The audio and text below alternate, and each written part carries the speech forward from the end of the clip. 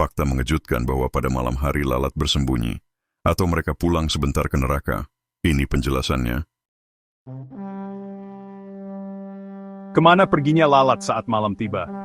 Di siang hari, kita akrab dengan kehadiran mereka. Mendengung di sekitar makanan, terbang rendah di atas buah yang matang, hinggap di sudut meja makan atau menari-nari di jendela yang terkena cahaya matahari.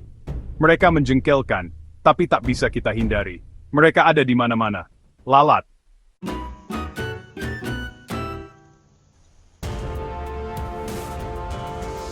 Pernahkah kamu sadar akan hal ini? Kemana perginya para lalat saat malam hari? Apakah mereka tidur seperti manusia? Apakah mereka punya tempat tinggal rahasia? Atau ada alasan biologis dan ilmiah yang lebih dalam di balik semua ini?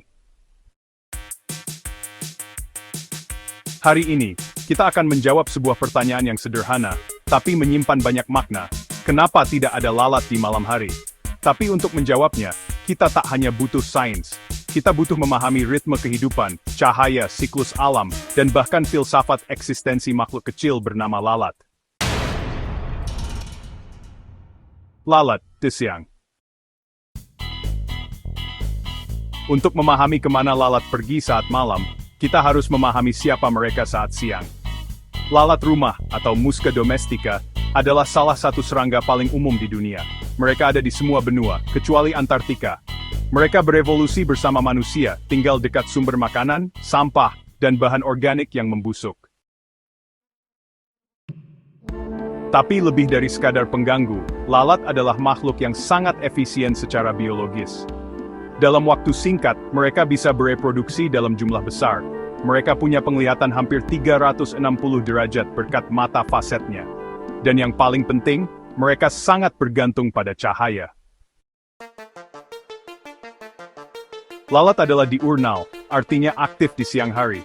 Mereka menggunakan cahaya matahari sebagai panduan visual utama untuk navigasi, mencari makan, dan menghindari predator. Ketika sinar matahari menghilang, maka seluruh sistem penginderaan mereka, terutama penglihatan, menjadi tidak efektif.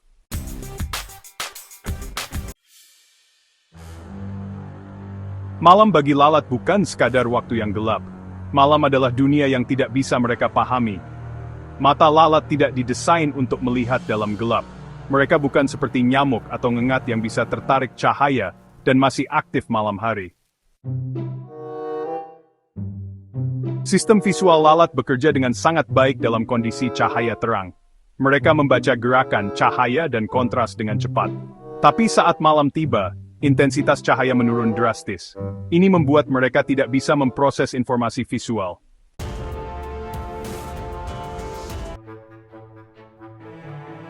Ya, lalat tidur, tidak seperti manusia tentu. Tapi lalat punya siklus sirkadian, jam biologis, yang membuat mereka tidak aktif saat malam. Mereka akan mencari tempat yang hangat, gelap, aman dari predator dan angin, lalu diam di sana hingga fajar kembali muncul.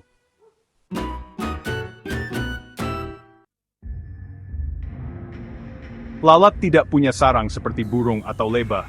Mereka tidur di tempat-tempat yang tenang, tersembunyi, dan stabil. Bisa di balik daun, di langit-langit, di bawah meja, atau di sela-sela furnitur. Mereka akan memposisikan tubuhnya diam, menempel, dan menunggu pagi datang. Faktanya, banyak lalat yang sebenarnya masih ada di rumahmu saat malam. Tapi mereka tidak terlihat. Mereka tidak terbang, tidak hinggap di makanan, tidak mengganggu, karena mereka sedang berhenti.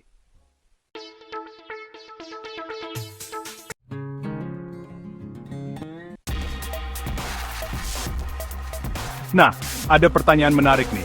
Kalau lalat itu sangat bergantung pada cahaya, kenapa mereka nggak datang ke lampu seperti nyamuk? Jawabannya, ternyata ada di jenis penglihatan mereka. Meskipun mata lalat itu sangat sensitif, mereka sebenarnya nggak mampu memfokuskan pandangan pada satu sumber cahaya kecil seperti lampu. Mata mereka justru mengandalkan cahaya yang luas dan difus, seperti sinar matahari, untuk orientasi. Lampu bohlam atau LED itu terlalu terlokalisasi, jadi ya, nggak menarik buat mereka. Nah, beda banget sama nyamuk, ngengat, atau capung malam yang punya fotoreseptor khusus buat menangkap intensitas cahaya rendah. Lalat malah bisa dibilang buta di kondisi kayak gitu. Mereka nggak tahu kemana harus terbang. Jadi daripada terbang membabi buta, mereka lebih memilih diam aja. Evolusi dan adaptasi, dua hal yang membentuk kehidupan di sekitar kita.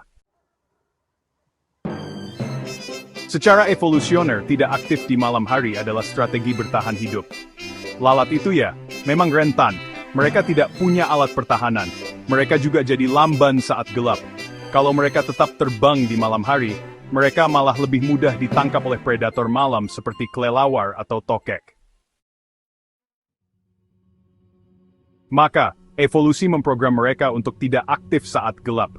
Ini adalah contoh nyata ya, bagaimana makhluk kecil seperti lalat memiliki sistem adaptasi yang kompleks dan efisien.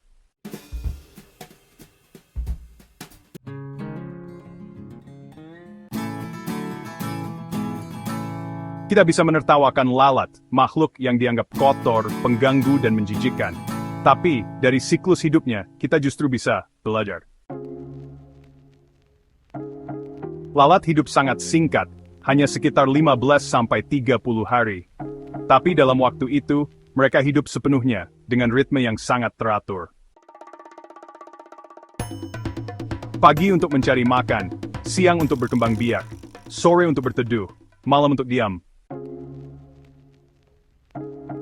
Tak ada ambisi untuk menaklukkan dunia, tak ada gelisah, tak ada ambang kerja berlebihan, hanya mengikuti siklus, mengikuti terang dan gelap. Padahal mungkin, kita bisa belajar dari lalat bahwa tidak semua waktu harus diisi dengan aktivitas.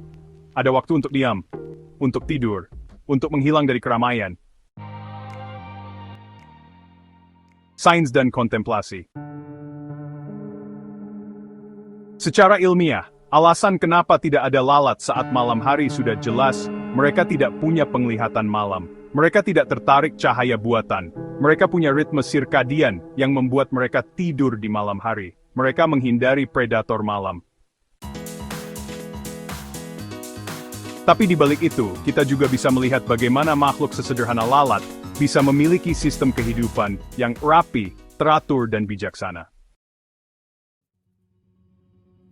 Bahwa malam bukan semata waktu kegelapan, tapi juga waktu istirahat bagi yang kecil, yang tak terlihat, yang setiap harinya berdengung, dan mungkin sering kita usir tanpa sadar.